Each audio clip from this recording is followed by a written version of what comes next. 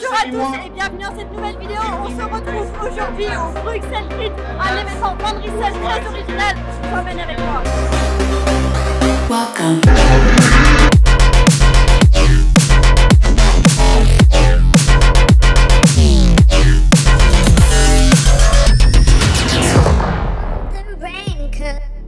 Bon, première étape, récupérer les dossards. Est-ce qu'on serait pas à la maison ici à Decathlon?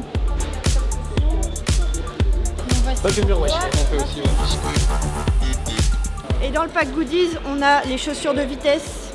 Les chaussettes. Les chaussettes de vitesse, chaussettes aéro, Van Rissel. Ça, si je gagne pas avec ça. T'as pas peur, Samir, là hein? Et moi, j'en ai jamais fait ça. Non plus. Moi, je monte pas là-dessus à l'échauffement, je vous le dis. Bon, c'est parti pour le petit repérage du circuit. Bon, je suis pas encore habillée en vélo, mais c'est vraiment juste histoire de prendre des marques. En vrai, c'est sympa. Voilà, je suis pas sereine là.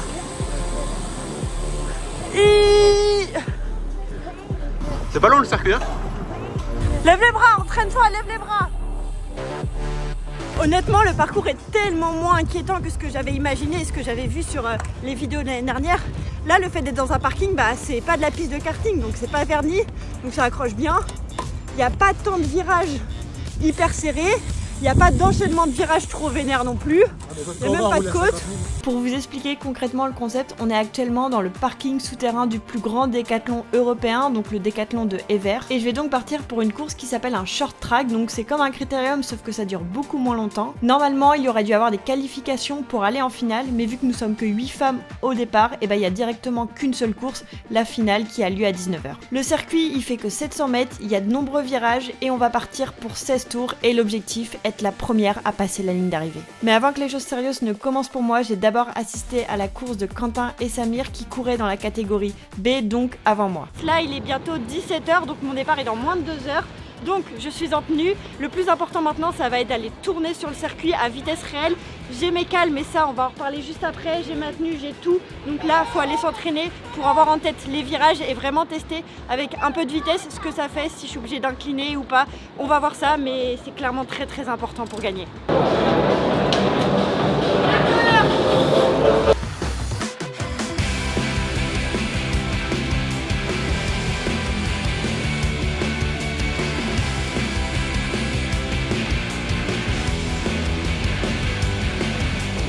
Très à l'aise quand même.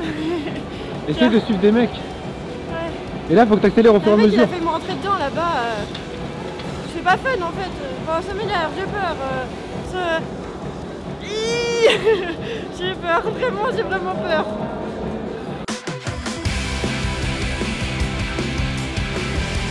Vraiment tétanisée sur le vélo. Vraiment, j'ai l'impression que même mon corps, il ne respire plus. Je suis en apnée, je suis là, je suis. Ah, il n'y a même pas de copain, il n'y a même pas d'adversaire, je suis déjà dans cet état-là. Et entre deux sessions d'open track, c'est-à-dire les sessions d'échauffement, il y a eu la course des Fixie et franchement c'était hyper impressionnant. J'avais un peu de mal à regarder la course tellement j'avais peur pour eux, mais ils avaient l'air en tout cas de plus maîtriser que moi.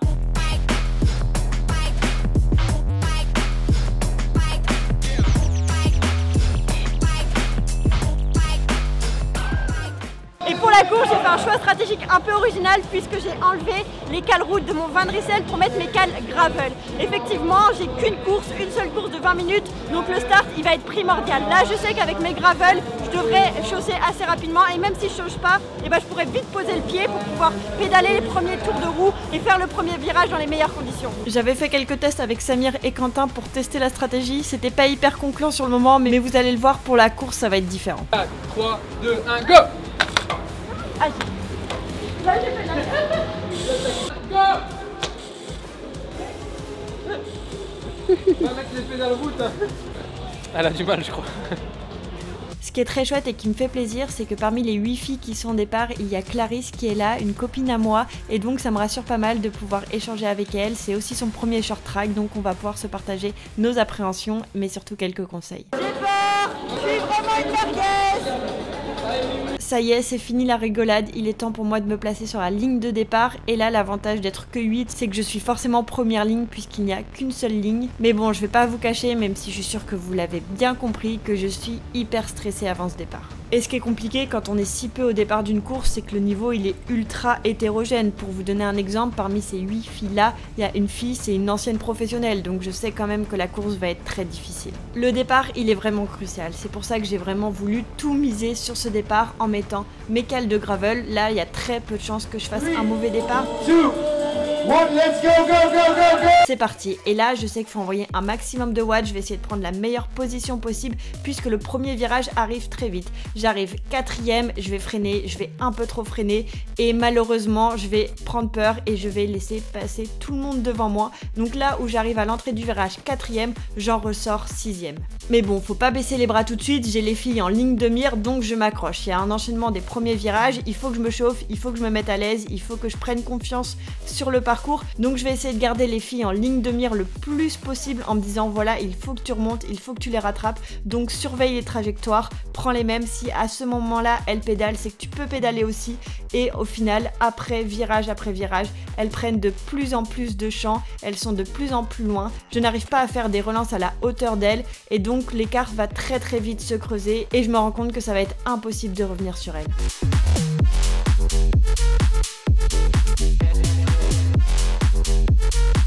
Et au moment où les filles vont disparaître de mon champ d'horizon, je vais sentir un vélo me doubler par la droite. Et donc là, je suis actuellement 7ème sur 8, donc avant-dernière. Donc c'est clairement le pire premier tour que j'aurais pu faire. Mais je baisse pas les bras. Je me dis que ok, j'avais perdu les filles devant moi. Là, j'ai une fille à suivre. Il faut absolument que je fasse l'effort de pouvoir la tenir. Mais elle a beaucoup de watts. On le voit dans la ligne droite tout de suite. Elle me trace.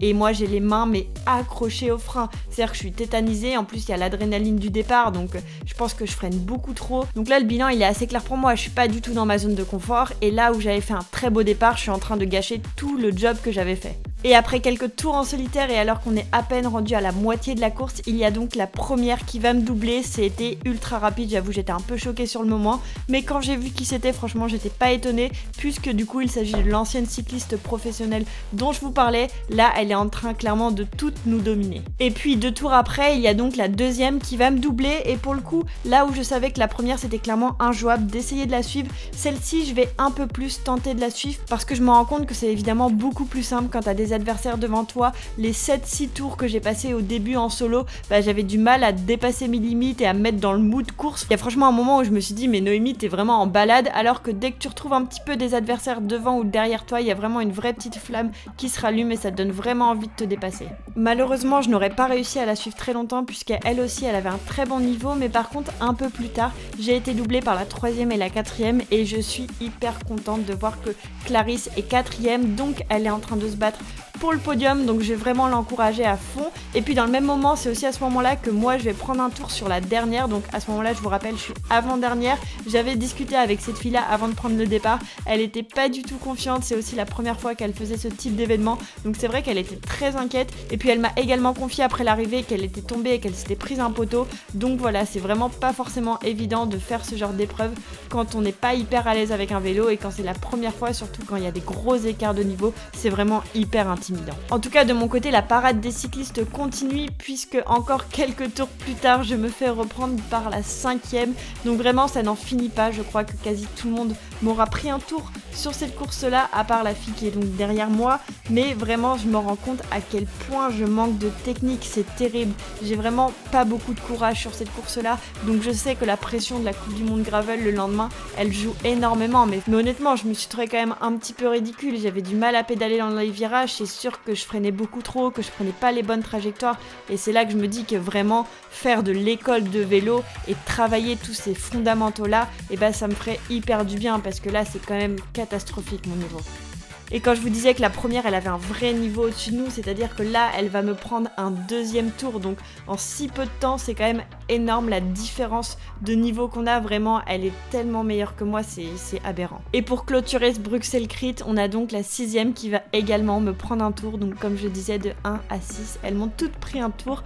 Moi à ce moment là je suis 7ème et il reste à peine 2-3 tours avant l'arrivée, mais heureusement après 15 minutes de course je vais quand même me rendre compte, et Samir qui est sur le bord de la route va aussi me le signaler, c'est que les virages je commence à les prendre de mieux en mieux, donc il y a quand même du positif, mais je pense que j'aurais dû beaucoup plus me forcer à garder une roue devant moi, ça n'aurait pu que me tirer vers le haut. De toute façon, je pense que s'il y avait eu beaucoup plus de filles au départ, on aurait pu faire des catégories de niveau, on aurait pu être plus sur le circuit et ça aurait été du positif pour tout le monde. L'événement est hyper chouette, mais forcément dans ces conditions là c'est un peu compliqué de mettre en place une course.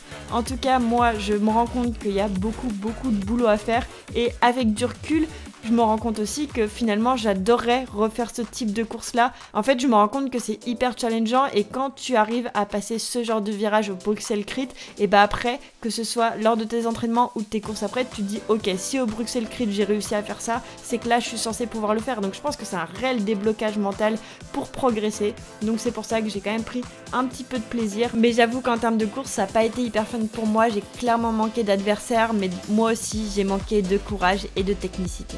Et pour vous faire quand même un petit point sur le classement, je termine donc 6ème sur 8, puisqu'au niveau du duo qui se battait pour le podium, donc le duo de Clarisse et la 4ème, eh bien il y a une petite chute et la fille qui est tombée n'est pas repartie après sa chute, ce qui fait donc que Clarisse termine sur le podium, et donc moi je termine 6ème et j'en suis vraiment pas très fière. Bon, le point positif c'est que physiquement je vais très bien pour la course gravel de demain, donc j'espère que la vidéo vous a plu et je vous dis à bientôt dans de nouvelles vidéos.